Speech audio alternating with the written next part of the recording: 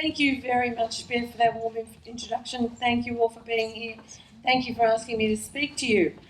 Before I begin, I was thinking while I was watching Bev talk before about the first time I ever saw Bev on telly when she was the head of the PNC, and I think I was at home. I'd been fired from a job in advertising when I was 4 months pregnant, because that's what happens to women, isn't it? And so I was at home with small children feeling like, my life was basically over. I don't know about the rest of you, but I found being at home with small children absolutely bloody miserable. I really liked my small children. They were sweet. But most of the work I had to do for them was boring, dull, drudgery, often disgusting. So I recall there was a lot of disgusting things I had to do. I've never been as familiar with bodily excreta as I was in those years. I was really feeling like I think I was mildly depressed, actually, for most of that time, and I don't think that's an unusual feeling for women who suddenly find themselves relegated as the servant gender, which is, I think, what happens often when we have families. It's supposed to be the making of us. Anyway, I saw Bev on the telly, and I think she was on the ABC News, and she was arguing about public education, and she had her dander up. And she looked fabulous. She's got the bones for the TV screen, I can tell you. She looked absolutely awesome. And she spoke with passion, the most beautifully articulate, and she said everything I thought. And I hadn't heard anyone say anything, well, I thought, nearly as sensible in a very long time. And I remember leaping up off the chair and cheering at the television set and feeling perhaps there was hope for the world after all.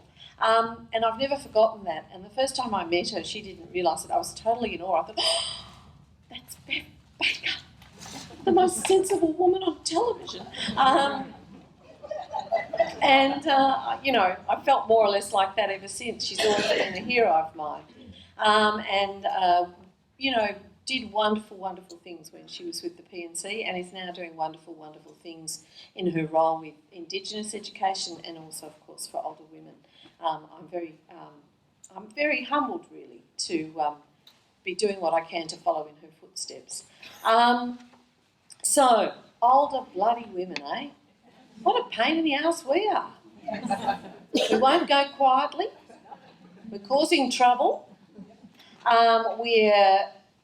It's really interesting. I think one of the things I've noticed about this generation of older women is that it's not the old bag, the old hag, the old battle axe, the old boiler who's coming towards the end of her shelf life. Oh, no, I'm one of those. We're going on well. No, it's the sweet little old lady that's reaching the end of her days, I think, and I think that's so good. I really don't like sweet little old ladies. I think we want to be, what did Trump call Hillary Clinton? A nasty woman. I think we want to be nasty women. And I went to the Extinction Rebellion demonstration on Bondi Beach on Sunday afternoon. I was invited by another older woman, Denise Ravel, who comes out of advertising and who's she's a real change agent and mover and shaker. She's doing amazing things.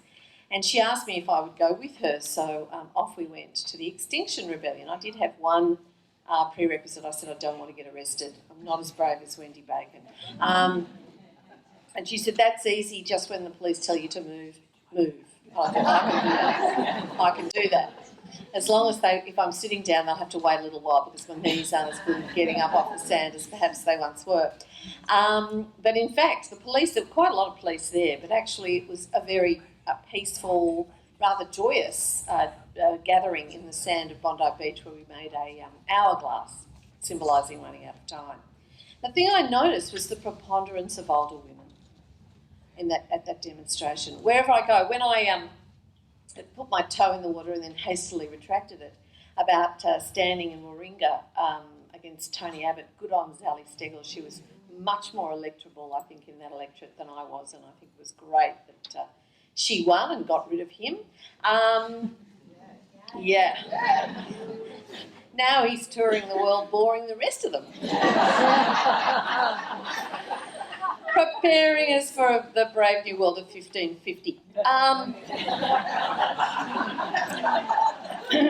Well, he went to one of those schools, didn't he, where they, dress them as if they're preparing them for the brave new world of 1927, so he's only gone backwards since. When I put my foot in the water about Warringah, and then after that I went to a couple of the Get Up things in the seat of Warringah where they were really getting ahead of steam up about getting Tony Abbott out. What again struck me was the preponderance of older women, both as volunteers for Get Up and also the room was full to overflowing, let me tell you, with older women with their head of steam up. And I think that's the defining characteristic of older women at the moment. They are bloody furious. Yeah. Mind you, I think it's a bit of a defining characteristic for women in general. Yeah. And I see this as an entirely good thing. There's nothing better. And I really do want to give credit for where I think that has happened. Because I think that women for a very long time were not really given permission by the wider society to express their anger. There was a real sense that angry women were crazy, out of control. It wasn't ladylike. It wasn't the way we were supposed to behave. We were groomed from a very early age that our job was to keep the peace, to diffuse conflict if it came along, and to placate. That seemed to be the life work of what women were supposed to do for men for as long as I can remember, to placate them, make sure their feathers weren't ruffled. I still hear it when I go to some particularly slightly more corporate gatherings than this one, where someone will get up and say, as the mother of sons, I'm really concerned, they're feeling really hard done by. I think, oh my God, you're placating. You're placating. Or they say, we need to bring men along with us. How can we make sure we don't alienate men? I have no patience for that. My view is always, men are grown-ups. They're not fragile little flowers who can't possibly hear a negative word said about them or they'll shatter into 1,000 pieces. This is the bullshit they've sold us so that we won't say a negative word about them. Drop it. I think the next, we should say negative words about them most of the time. And I certainly follow through on that advice. But I think that what has happened, and the big moment where women got access to their anger, was, of course, Me Too. Now, people keep calling it the Me Too movement. In the same way as they talk about the sisterhood, as if somewhere there is an organisation for Me Too, with a committee and a chair and, a set of rules and a membership and something like that. There is no such thing. There is no such thing. I keep saying to people, there's no movement, there's no sisterhood. This is a whole lot of people living their lives who actually now have access to one another thanks to social media. Because one of the things the internet has done, for all its faults, is it's given women, people of colour, LGBTQI people and members of other outgroups unmediated access to the public conversation for the first time in history. And yes, it has its downside, and yes, it has its problems, but that's huge. And I would sheet that's the direct reason why Ireland has both legalised same-sex marriage before we did, and long before bloody New South Wales did, abortion, indeed making it free. That's extraordinary. And that is because groups are able to be directly in contact with one another in ways that they never have been before. And that's what happened with Me Too. Basically, and thank you, Tamara Burke, for having that hashtag and having that kind of beginning of a safe place where women could share their stories about what had happened to them. And then, of course, why has her name escaped me? I watch Project Runway, for God's sake. I love it. She's the host of Project Runway. She used to be on Who's the Boss. Alyssa Milano. See, I knew if I went down the trivia of the TV programs, I'd remember the name. Alyssa Milano, who was one of the first people to tweet about it, and then, of course, the two New York Times journalists, their fabulous book, She Said, Can I Recommend It to You, who brought out publicly the allegations against Harvey Weinstein. And then what happened was so many women all over the world, millions and millions and millions of women, started to tweet out, to put on Facebook, to put on their social media their own experiences of sexual abuse and harassment. And because there were so many people telling those stories all at once, I think it gave women permission for the first time ever to say, oh, it wasn't my fault. It wasn't something I wore or something I said or something about me. This is behaviour that was routine, mostly in workplaces, but of course not exclusively in workplaces, for probably time immemorial. And it is not right and it is not reasonable. And I am furious, not only that it was happened to me in the first place and that nothing was done, but that I was left to carry the shame of somebody else's shithouse behaviour. And so I think that suddenly gave women access to long-buried fury about all the things that are done to women. My eldest daughter calls them microaggressions. Some of them, of course, are macroaggressions. And some of the things that people talked about during Me Too were extremely serious. But there are also many, many microaggressions that constantly remind women of every age that the space of the world, physical, emotional, intellectual, every kind of space, metaphorical, is not really for us. I saw a thing on social media just the other day about what it's like for women astronauts, because the interior of space stations has been designed for people who are over 6 foot. Who are usually over 6 foot? Can you think of that group? And so the female astronauts, they have a thing where you can put your feet to anchor yourself so that the work you have to do with the machines and the experiments, you don't constantly have to be kind to float in space and hold your balance at the same time. Well, the women do.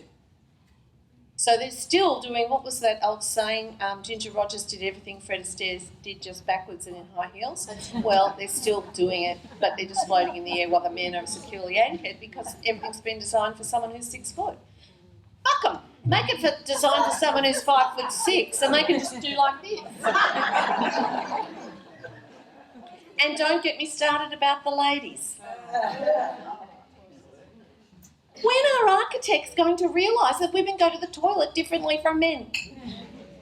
How long is it going to take them? And yes, I know these things are trivial and first world problems and they don't compare with homelessness, but they're actually all part of the same thing, which is constantly forgetting that women exist as fully human, with as many rights, with as much to contribute, frankly, if you look at the world's history, more to contribute, and for a bloody sight less money, sadly, or none at all, absolutely right. That is the problem. We are still fighting for that basic recognition. I had a bit of an epiphany about what feminism was for me a few years ago when I read Hugh Mackay's very good book, What Makes Us Tick. May I recommend it to you? In it, he writes about the 10 desires that need to be met to live a satisfying life. And he means above Maslow's hierarchy of needs, okay? So you've got the shelter, the food, etc., etc. And he says that he lists these 10 desires that need to be met in no particular order in the book, except the first one, which is the most important, he says. And that is the desire to be taken seriously. And it struck me immediately that feminism, for me, was actually the centuries-long fight by half the human race to be taken seriously by the other half. And every time our unique situation and unique way of living in the world is completely disappeared and forgotten, we are not being taken seriously. Every time a woman is paid less than a man, she is not being taken seriously. Her work, her effort, her imagination, her ideas, her contributions are not being taken seriously. Every time we hear that the fastest growing group amongst the homeless is women over 55, their lifelong contribution is not being taken seriously. Their right to exist is not being taken seriously. And this goes on. When there aren't enough loos in the toilets at half time in the theatre. Our right as ticket holders to have a decent experience at that venue is not being taken seriously. And we're expected to cop it with a smile and oh, don't bother about me. You bloody better start bothering about us. Because what is really interesting about this generation of older women is that they were brought up in one world with one set of expectations, but were adults in another. And I believe you can mark the moment where that changed really clearly. It was 1960 when the pill became available. That changed everything for women because we were able to take control of our reproduction in a way that women before us had not been able to. And yes, there was contraception prior to 1960, but I and my younger sister are both the results of torn condoms.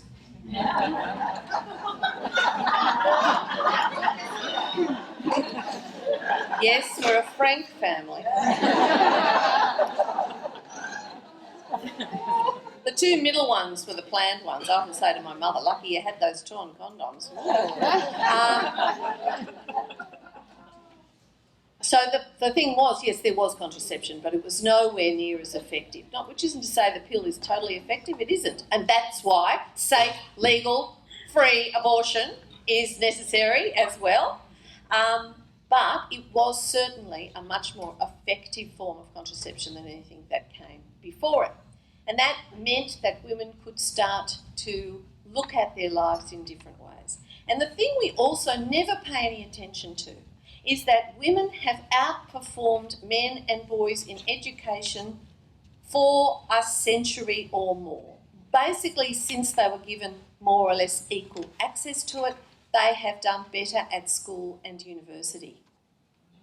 We're often told this is a new phenomenon, and it's seen as a problem. I love that. Oh, girls are outperforming boys. Moral panic. Let's pay male teachers more. Really? You want to try that? They already are paid more. There's vastly more female teachers and vastly more male principals, as there is almost everywhere. But women and girls have outperformed men and boys in education for over 100 years. And nobody gave a stuff. They didn't care because women and girls, when my generation, your generation, were growing up, our lives were expected to be endless, very predictable. My favourite example of how we thought about women's lives until really quite recently is, have you all seen the fabulous series of films by Michael Apted, the 7 Up series? Yeah. Started in 1964 as a TV program in Britain. And they took 14 7-year-olds. And the whole premise of the program was that Jesuit saying, give me the boy until he is 7 and I shall show you the man. Notice girls didn't exist, that's okay. We were used to that, meant to just suck it up. And the interesting thing, the shows are fantastic. I've watched them every 7 years with great fascination. Those people are 1 year older than I am, so it's like watching my own life unfold in front of my eyes. But what's really interesting to me about that is the way the original 14 children were cast, because they cast 10 boys and 4 girls. 10 boys and 4 girls. That would not happen today, and if it did, there'd be an outcry. But then no one so much as noticed. It was normal. And the reason for that was that no one expected girls to have interesting lives. Girls would live the kind of lives that women and girls had lived from time immemorial. They would grow up, they would work for a while as a receptionist or a secretary or something like that, a nurse, a teacher even. Then they would meet, a friend of mine put it, a spunk, or possibly the spunkiest guy they could aspire to, which when I look at some of my friends' husbands, maybe they've gone off over time, but anyway, they find a spunk, fall in love, marry, have children, and live happily ever after. Remember? That was what we were told would happen. And that's exactly what the producers of the 7 Up series of films assumed would occur. And of course, what was the big thing in the room that no one could see coming in 1964? It was literally the enormous change in the kind of lives that women would live. We've been revolutionary. We have lived completely different lives than the lives of our mothers, our grandmothers, and all the women who went before us. And primarily because the pill has enabled us to have more choices about going out into the workforce, what we might do with our lives. And we were equipped with a fantastic education, which we had done better than the men in. You know, when the solution is always given to women about all you need to do to get ahead is work harder. Sorry, all you slackers who've never done anything much with your lives, you know, those children you brought up, those men you placated until one day you could just not placate them anymore. You know, all those houses and all that unpaid work, all that caring work, all that looking after elderly parents, all that bringing home a pay packet to help with the house payments and to keep the family going, all that stuff you did, all that voluntary work that you did, all that community work that you did, all how hard you worked in your school to get the kind of marks that you got, how hard you worked at university to prove yourself, all of that stuff, that just wasn't good enough, ladies. Those men, they were just better, was the message. And I do think that when women first started to enter the public sphere, there was a fear that maybe all those insidious messages about the just innate superiority of men were true. I certainly remember, I mean, there were some downsides to Whitlam's free university education, but one of the things that was an upside was the number of mature age female students that got an opportunity for the first time to go to university. Yes, I see a few hands waving who actually were part of that. And I remember watching Q&A one night, and Christopher Pine infuriated me. I know this will shock you. By saying that Whitlam's university reforms had basically brought more middle-class people into the university system. I don't know if that's true or not, but I do know this. Those middle-class people were actually mostly women who had been denied the opportunity to go to university prior to university being free. That's what he didn't tell us. And that made a huge difference. It kind of turbocharged the onslaught of women into Australian public life. But there was a downside to it, and one of the major downside was entirely about me and my life, because my bloody mother decided to do the HSC the same year I did it, and then go to the same university as I did, the same time I did, and do a lot of the same bloody subjects as I did. I'm still going to therapy about it. Of course, she was a highly motivated person who was the motivation of a sense of injustice is a very empowering one. And so she had all that behind her, whereas I was a 17-year-old privileged white girl who just thought, I'll do English Lit, P's get degrees. They do too, I'm living proof. But she really worked hard. But I'll never forget the first essay she had to do for her first course at university, and the amount of energy, effort, research, and just sheer anxiety she put into crafting this piece of work. Me, I wrote mine the night before, but she really put it in, and I realise now why. And it was because she was born in 1931, and basically the messages she got all her life was, you're not as good as a boy. You're not as good as a boy. You're a sort of three-quarter human, but you're not a full human. That's boys and men. And on some level, even though she'd always resisted that intellectually, on some level, in her heart of hearts, it had gotten in. That view had gotten in. And so when she finally got a chance to compete in a university setting, she was terrified. She thought, now I'm going to find out that I really am inferior. And so she worked incredibly hard to prove she wasn't. And of course she got a really high distinction, I'm surprised she didn't get every university medal running, she worked so hard. But I think that was the moment when a lot of women, and when we say mature age students, we really mean, they meant over 25. So, there was a wide range. I suppose my mother was probably about 40 at that time. And I think that gave a lot of women a confidence they hadn't had before. A feeling that, shit, this competing with the blokes is easy. They're actually easy beats. And that was true in school, it's true in university, it's still true. Now, of course, there are vastly more girls who go on to university than boys, and the tipping point was reached in 1987.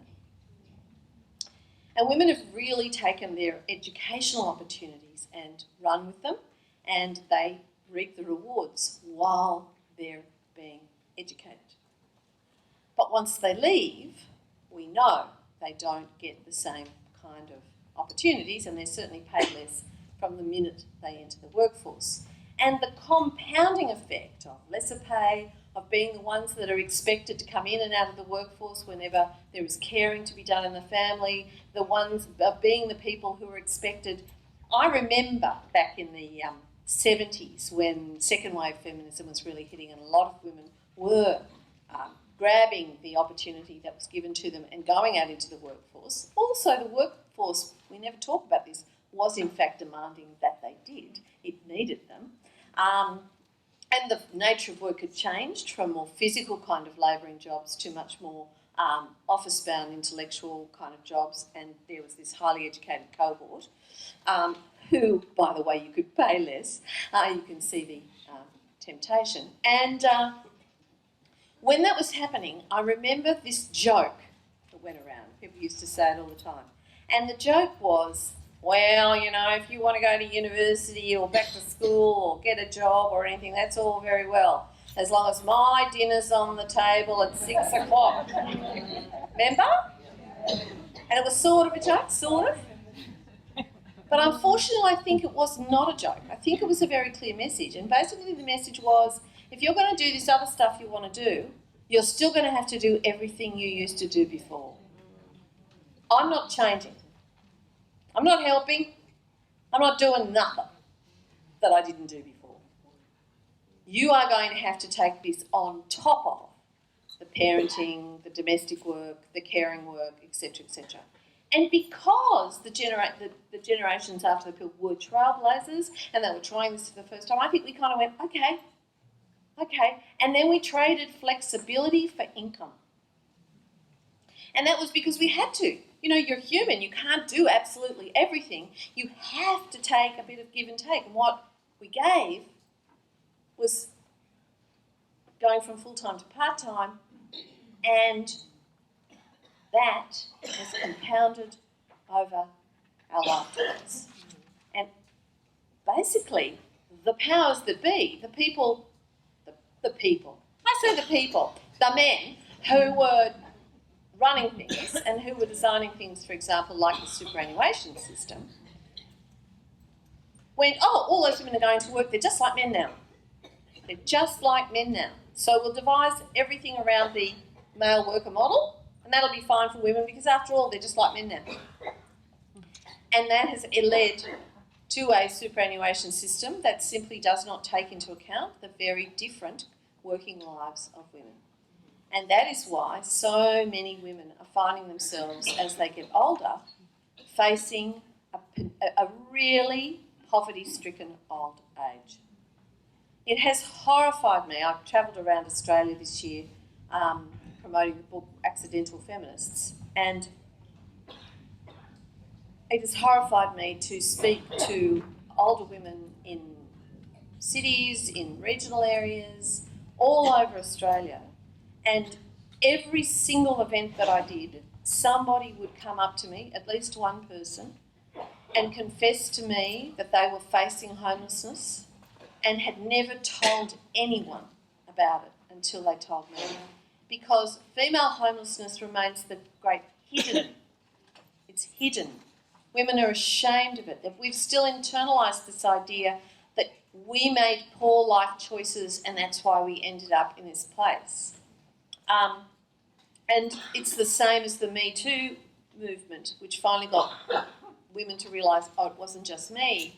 Well, I think the same thing needs to happen for older women. You didn't make poor life choices. You were offered extremely narrow and limited choices, and you did the best you could within those really narrow parameters.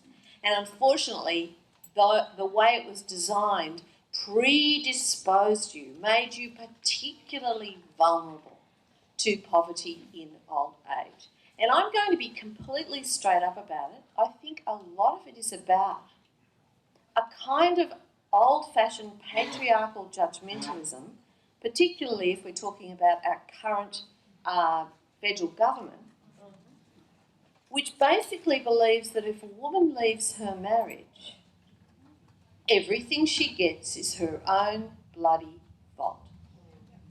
There is a moralism behind the idea of it's okay for these older women to find themselves in poverty. Well, I don't think it's okay. What I have seen is, and what infuriates me, it's not by and large the bolshy, difficult, rebellious feminists, shrill bitches like me who have ended up facing the prospect of living out of their car. It's the good girls, the ones who did what they were told. It's the girls I argued with about feminism. It's the girls who really did believe that they would be looked after by a man, and who really did believe that if they worked hard at school and worked hard at work, they would be judged by the contents of their character rather than the contents of their knickers. Apologies to Martin Luther King. But they were terribly, badly deceived. They were fooled. They did everything they were told to do. They put other people first. They put their children first. They put ageing parents first. They put people with a disability first. They've been told, you are selfish if you are a woman and you put yourself first. I always remember, it's sort of faded, which is a good thing, this phrase, can women have it all? Those greedy, selfish, grasping bitches. But when you actually unpack all, do you know what all is? It's meaningful, reasonably well-paid work and a family. That's point of entry for men. They just assume that's what they'll have. But for women, that's greedy. That's asking too much. And we did try. Not to have it all, I think, but to do it all. And that became impossible. And in fact, we got so tired and shitty, particularly when we had small children, I remember doing this myself, we looked around at the other able-bodied adult in the house and said, what the fuck are you contributing? And if they didn't pick up their game, mine fortunately did. I think a lot of women said, well, I'd rather have 3 actual children than a 4th rather superannuated one.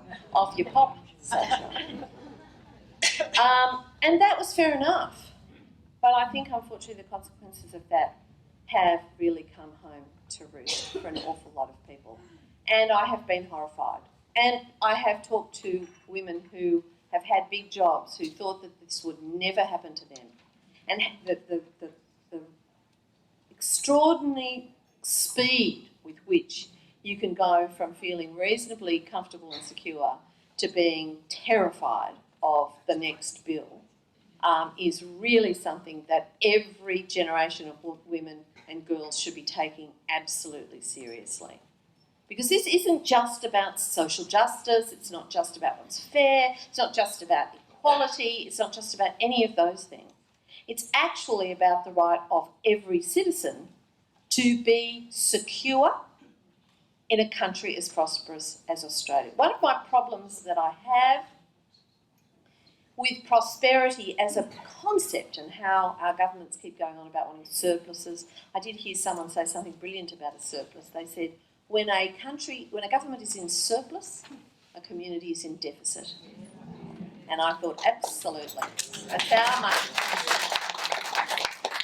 If we've got a surplus, there shouldn't be a single Australian without a roof over their head. That's what we should be spending that bloody surplus on. But that's not what we're spending it on. And in fact, we're going to do appalling things like the attempt to roll out the Indu card to everyone regardless. We've got to remember the Indu card was first, and wrongly I think, imposed in general upon Indigenous communities in remote and regional Australia, and that was appalling. But the rationale behind it was that it would help the women of the community control the gambling, etc., and alcohol and of their men, I think. And I just think, I find it quite difficult. I personally disagree with the Indu card for anyone, but I have met Indigenous people who think it was a good thing.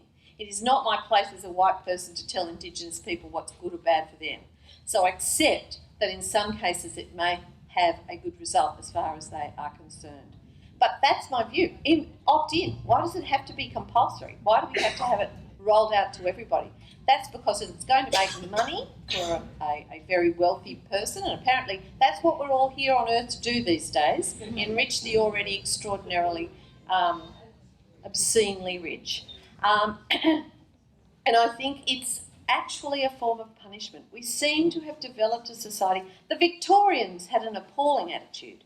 They used to believe in the deserving and the undeserving poor, which was pretty harsh and appalling. But we're worse.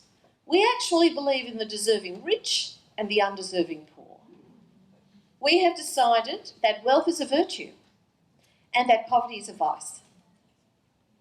And I think some people think it's God-given. And Scott Morrison certainly does. And prosperity, the prosperity gospel says exactly that. My view is, what's the point of prosperity if it doesn't make a society better, safer, easier, more peaceful, more secure and fairer? What's it for? What's the point of it? We seem to believe that just going for prosperity is an end in itself. But surely prosperity ought to be a means to an end, which is a better, safer, fairer community. Surely. I mean, it's not rocket science. I failed maths. I can work that out. I don't understand why our governments can't, but they at the moment appear not to be able to. And there's a lot of myths about New Start. We've got to raise the rate of New Start. That's really important. I think the Indu card is an attempt. I also think the Indu card, I'll bet you they do this horse trade. They'll say, yes, we'll raise the rate of New Start, but only if you go on the Indu card. That's what I think they'll do. As well. Drug testing. And drug testing. Oh, for God's sake. As they sip their Chardonnay and drink their beer at the footy. I mean, it's outrageous. And how, exactly. Oh, anyway. Don't get me started. But the insult and the indignity to everyone who is forced onto that welfare card against their will is unconscionable, it is cruel, it is wrong, and we must resist it with every ounce that we have. I will certainly be doing everything I know how to do to speak up long and loud about what a bad idea it is. There's all sorts of reasons for that, but one of the main thing that motivates me is the memory of those women who I spoke to all over Australia who, with tears in their eyes, were so ashamed of their poverty, and then to put them on an Indu card, which means every time they go into a shop, they have to reveal to everyone what their situation is. What terrifies me is what they will do to avoid that shame and stigma. So what we have is a generation of women who have contributed to the world in ways that no generation before them ever has. They have done this in the home. They have done this in the community. They have done this in education. They have done this in workplaces. They have done this in every sector and every segment that you can possibly think of. And they have done it while being sexually harassed, while being humiliated, while being sent messages that this was not their place. And even if they did what they were told to do by the government, they were then basically punished for not having done the opposite of what the government told them to do, which is a classic example of how women throughout their lives are damned if they do and damned if they don't. I had an epiphany when I realised there was no right way to be a woman, that there was no trick to suddenly getting men to go, oh my God, we've been so unfair. Here, ladies, have half of everything we've got. For a very long time I thought the same about public education. Oh, we'll just give them the facts. And then they'll realise, I still see this in the climate change argument. You can see the climate scientists going, the facts, the facts, the facts. Why isn't it changing anyone's mind? It never does. Follow the benefit. Who's benefiting from the mind not changing? Who's benefiting? That's who you need to be talking to and getting at. So the reward for all of that, for women of this generation, older women, is to be shamed and blamed, stigmatised, and live in real fear of destitution and homelessness. That is their reward for putting other people's needs ahead of their own. It is always terrible to shame and stigmatise anyone. It is wrong to judge people for the mistakes they've made in their lives. We've all made mistakes. It's wrong to judge people for the lack of luck they may have had. I have been incredibly lucky. Most of what I have got is not through any great effort of mine, but the luck of being born into a particular family at a particular time with particular opportunities, of a particular skin colour. I could have done with more height. It's always a downside. To not realise that luck and lack of it plays such an enormous part in the kind of lives that people are able to lead is cruel and stupid and smug and self-congratulatory. I am so sick of the rich and privileged telling me they fucking earned it. No, they didn't. They're card-carrying members of the Lucky Sperm Club, with very few exceptions. Hello, Gina Reinhardt and Rupert Murdoch. Malcolm Turnbull. All card-carrying members of the Lucky Sperm Club. When are we going to realise that justice is better for everyone? To give a little bit is to get a great deal. Women have given an awful lot, and they have not got much back to show for it, particularly as they get older. That we have to change. I congratulate you on having this network, because it is only through us getting together and organising and strategising and coming up with ideas and really being angry and refusing to sit down and shut up, take a note on the suffragette movement. We have to become disruptive. We have to become difficult. They hate the Extinction Rebellion because they're frightened of it. They hate Greta Thunberg because they're terrified of her. The more they hate you, the more effective you are being. Let us move in the next couple of years to everyone saying, what the fuck has happened to older women? What a bunch of bitches they are. Yes!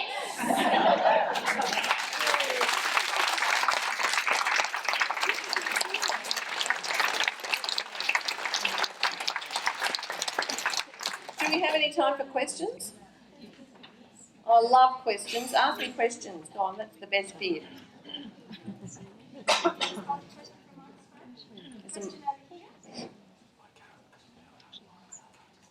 just thinking it's not my preferred political party, but sorry.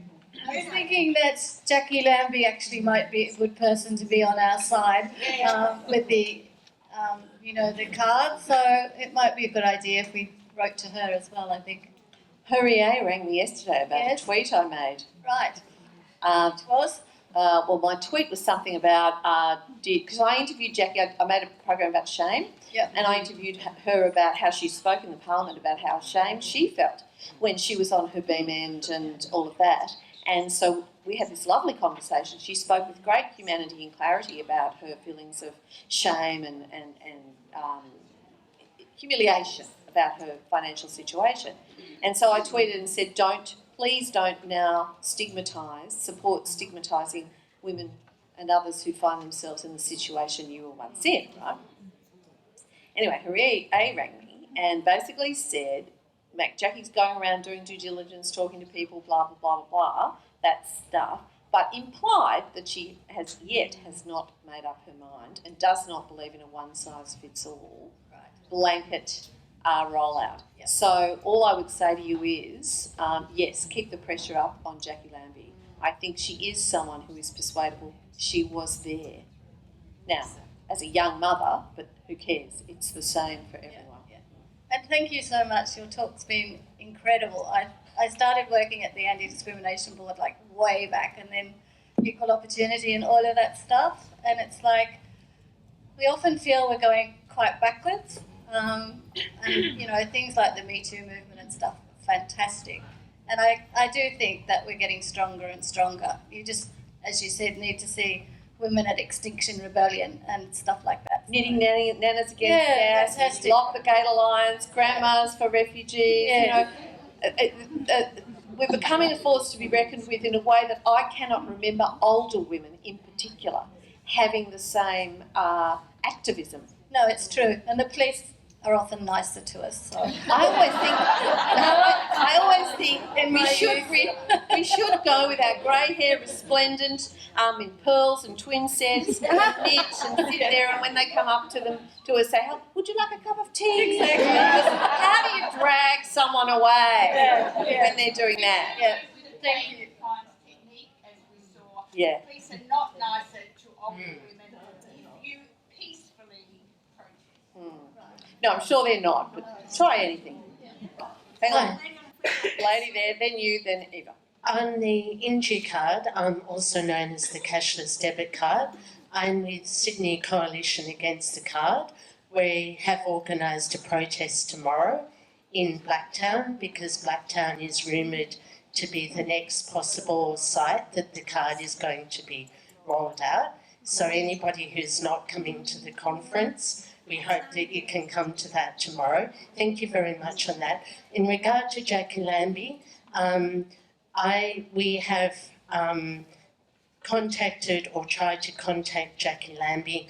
I emailed her about her opposition to the card or trying to get her to oppose it, and I got an automatic email back saying that as I'm not in Jacqui's electorate, then I should contact my state member, which we have already done, and we've got no support from them, unfortunately. Don't worry, because they count the letters, the emails, the phone calls. So keep doing it.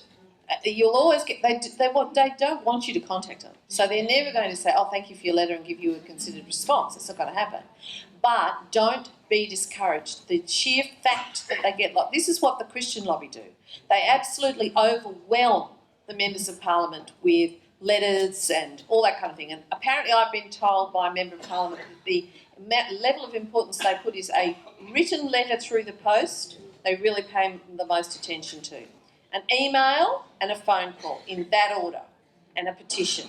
So basically, if every older woman in Australia bombarded the members of Parliament with their horror and shock let me tell you, it would be a lot less popular a solution. They would have to have some guts to pass it, and I don't know how many guts they've got.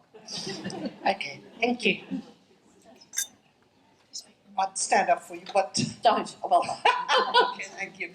I hear you talk in sort of, and I guess you do, about the plight of older women.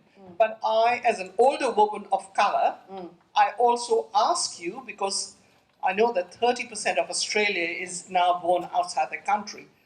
How do we grab our dignity? Because I have discovered, and famous authors, let me tell you, only last year, shrugging me off, telling me,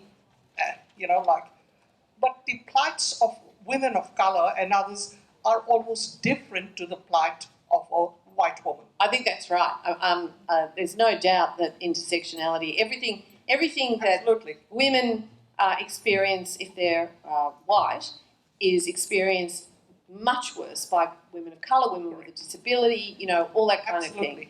And trans women, LGBTQI women, that all, it's layers of barrier and prejudice and assumption. You're absolutely right, there's no doubt. And indeed, when you think about the angry woman trope, the angry black woman trope, which we saw even with Vanessa Williams just a little while ago in that appalling racist cartoon by an Australian cartoonist, absolutely correct. I always find it difficult. I don't know, somebody of colour needs to advise me. I want to talk inclusively about women, because I think if I keep saying women of colour, women of it feels like I'm excluding people instead of including people. But I'm here to be guided is the right way to do it. I take your point, and I'm not saying, all I'm saying is probably you are the apex of this absolute battle that we have to win. But I just say to you, because I have, and this has been denied to me by so many people, I have suffered is the wrong word, but I've encountered so much racism, structural and otherwise, that I just cannot even say to you that I have to be bigger than Ben-Hur to actually stand in front of anyone. Oh yes, I think the undermining of people because of their identity, and I think that also age is another intersection. So, for example, I find it really interesting. I sometimes think that, in my circle anyway, ageing is actually easier for women than it is for men, and the reason is that when men get older, for the first time in their lives, particularly if they're white privileged men, for the first time in their lives, they're the member of a group. And you're a member of a group because of the way your driving is described.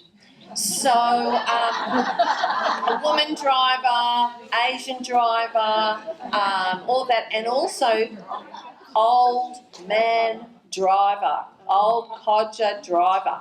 First time ever, they're not an individual. You're sure they might have been called a bad driver, but when you're the norm, you are judged as an individual. When you are part of a group, you are representative of that entire group. And for men, privileged men, when they get old and they get called an old bastard, an old codger, or get out of the way, you stupid old man, they are astonished. Oh my God, I'm not me anymore, I'm just an anonymous old man. Whereas women are used to that. We've been irrelevant and part of a group all our lives, and women of colour even more so. And so, we just shrug that off to some extent, don't like it, but we're more used to it. For men, privileged white men, it's a shock, and they can't get used to it because they are used to being themselves. I have often described it as suffering the triple jeopardy. Yes. Being a female of colour and old is now finally got the triple jeopardy. That's right. So there's only one place for you to go. Fucking furious. I wanted to raise, I know I'm talking later, but I wanted to raise something that I think you sort of glanced at but didn't really pick up, which is the whole issue. One of our problems is that the bulk of the contributions we've made have been unpaid. And I think it's time that we made solid claims on the value of unpaid work. Excuse my expression, but fuck paid work. It's all about capitalism and making money. The unpaid stuff is about holding societies together. It's about the whole thing that makes society work. We've been moved over the last few years to being from citizens to being customers, so it's our fault when we fail. And I think we've got to get back to citizenship and back to the acknowledgement that we wouldn't have a society if we didn't have the unpaid workers, because it's our social informal relationships plus our care and everything else that holds society together. Yet we are not pushing it. Feminists have not been. I know Marilyn Waring has, I know I haven't, I know other people have, but we have not done it. And I think it's about time that, particularly in the aged area, but more generally, that we get an acknowledgement. And I'd sort of like to put up the idea, I know I talked to Jane a bit about this earlier, about having a universal basic income called a universal social dividend to reward us for our contribution. Jane, I think it's a bit too extreme, but I just, to ask for, but we have to stop this obsession with the fact that the only thing of value is paid work. I think a universal basic income is a really good idea, but first of all, let's stop the Indu card. Yeah, we have to stop. Can I just say on the Indu card, the research I've got shows it doesn't work. So even though some Indigenous people might like it, I mean, we'd all like to have somebody to pay our bills, it takes away their sense of agency. But the other point that I was just going to very briefly make about the thing there is that we actually have to take a look at the fact that we have an appalling welfare system more generally, and that we should start looking at it and we should start counting. And I'm not saying transfer the value of unpaid work into what it would cost if they had to pay us, but get a different valuing. So, Jane, I suppose, can we actually get our heads together with everybody in this room and start working out how we socially value stuff and don't use economics as our justification, because that just allows them to screw us even more. Economics was invented by men, and they actually made it to cover their stuff, not ours, and it's about time we changed it. It's another example of spaceships. Oh, question here? Jane, thank you for your speech. It was amazing. I'm quite nervous about this. My colleague and I are survivors of the welfare system in this country. Yeah. We're known as Forgotten Australians. Most of you would never have heard of us, even though there were 500,000 of us. Last week, the CEO of my organisation, who cares for children, told us that we no longer fit, we're too old. So they've stopped arranging our, working with us, and told us that, you're on your own virtually. So, not only have we struggled to be part of society, because we never were, we grew up behind barbed wire fences and locked in cells and were abused in every way possible. But now that we're older, what is going to happen to us? Our fear of going back into an institution at the end of our lives, you can only imagine. And many of our people have killed themselves rather than go back into an institution. So, I mean, there's women here who would never have heard of us, and we didn't fit your society even. No. We didn't go to school. Most of us weren't educated. Most of us were put into jobs. So explain, who are the forgotten women? Forgotten Australians. Yeah, forgotten Australians. Yeah. Who are the forgotten victims of institutions, homes. Oh, okay, yes, right. The biggest number of people that fronted the Royal Commission into child sexual abuse was us. But we got the least publicity. We got the least acknowledgement, and we still do. And the CEO of a new CEO, we had a woman before that who took us on, of course, who is now a man, a gum-chewing, fucking leg-shaking Tourette's idiot. I like that, keep that up. He says we're too old, we work with children. But we were children. We were the children that you looked after years ago. Oh, it's outrageous. So, what are these women here going to do for us? Well, I don't know. Yeah. I think the other thing too is we all have to join together, and we also have to be realistic in that women do for one another and with one another and about one another an amazing amount of work. We let men off the hook constantly. Where is the older men's network And what are they doing? Yes, it's in Parliament, exactly, looking after itself. The old men sheds. Well, I think I argue this every time I go into. Women have to start saying to men, time to give back. Time to give back. We've given to you and given to you and given to you and given to you and given to you and given to you and cooked your bloody dinners and, done all that shit for, brought up your children and wiped their bums and done and done and done. So washed your bloody shirts and everything. So, yeah. Oh, look, there are lousy women and there are lousy men. We'll never have a situation where all women are nice to all women.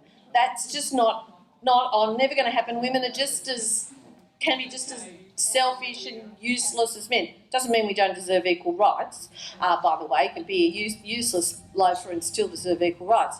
But everyone has to work together, and each of us has to take responsibility for getting our voice heard. We have openings now on social media. We have access to things. Contact people. Be boring. Be irritating. Don't go away. Make a nuisance of yourself. No one is going to turn around. I think feminism is the example of this. And also anti-racism movements, LGBTQ movements. Nobody is going to turn around and save you. You have to join together and get angry and work hard to save yourselves. Children in institutions and the adult survivors of those experiences is sexual abuse, all of that. And we were doing this for 42 years. I know. We, before Me Too, the victim survivors, the governments swept us under the carpet.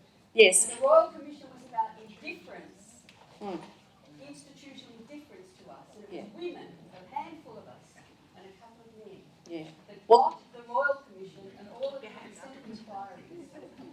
And, we blazed the trail about sexual abuse with children. And then the Me Too came after. Yes. And indeed, that's what always happens. Nothing pops out of nothing. It comes on top of. We want to be included as a diverse group. We've been lobbying and advocating. I'm getting too old for it now, but I'm not going to give up. Good. Don't never give up. If I could just say one other thing. The Children's Court in Albion Street, when they were closing down about 10 years ago, I was fortunate enough, somebody rang me and said, look, we got this stamp. And the stamp, I've got a picture of it. It had committed to institution. It had boys on it. We were stamped as small children. I was a 5-year-old. A blonde-headed 5-year-old held in the cells of the Children's Court in Albion Street. Then, like a yearling carcass, I was transferred to Badura, where I was given a number, and then they farmed us out for service into institutions. We used to do silver service, high teas, for the committee people and the board people who came and chose who they wanted on weekends to take home. I'm sorry. The thing is, we were stamped, committed to institution. We were charged for destitution. And most of us thought that we had been convicted as well. So when it came time to go for work, if it was a police check, we never went for work. So that sort of disadvantage, you're talking about superannuation. We don't have that. This is a diverse group of people, and we're stockpiling. My sister became a Doctor of History and Politics at Wollongong University, and she topped herself because she didn't want to go into a nursing home. So there's all these ramifications. I honour each and every one of you here today. I honour you. Thank you for your speech and the other speakers that are coming on. This is a good movement. We're ageing now, but we were children in this position. And, I get emotional, sorry. Well, honour you and you.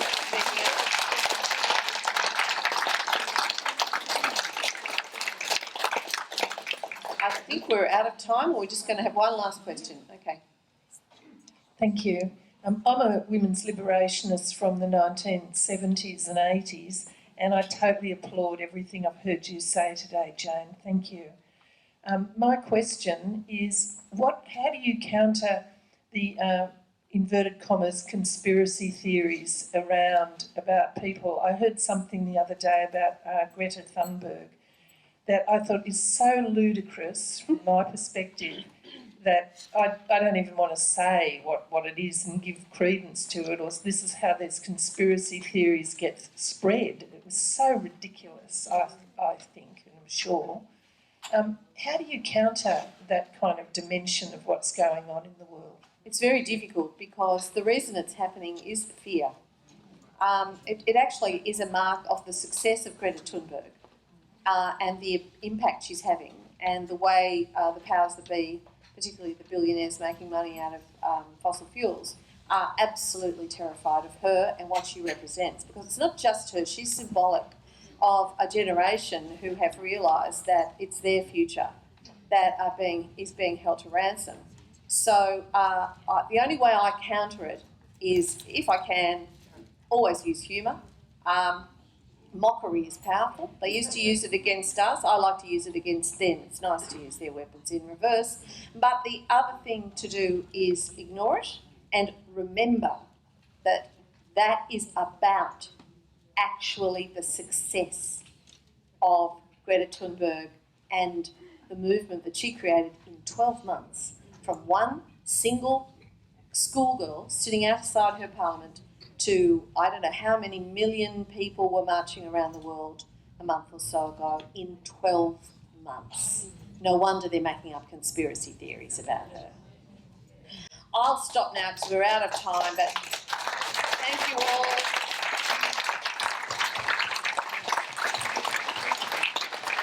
Can I make a special shout out to the lady down the front here who reminded us all of how much worse things are for people of colour, and the two ladies here who spoke so movingly about how once a child grows up, we no longer have much interest in how they have been damaged and disadvantaged by their childhood. Mind you, as an advocate for public education, it seems to me that the wealthy and privileged, particularly in Australia, which has one of the most unequal school systems in the Western world, particularly in Australia, they don't give much of a shit anyway. But on that cheery note,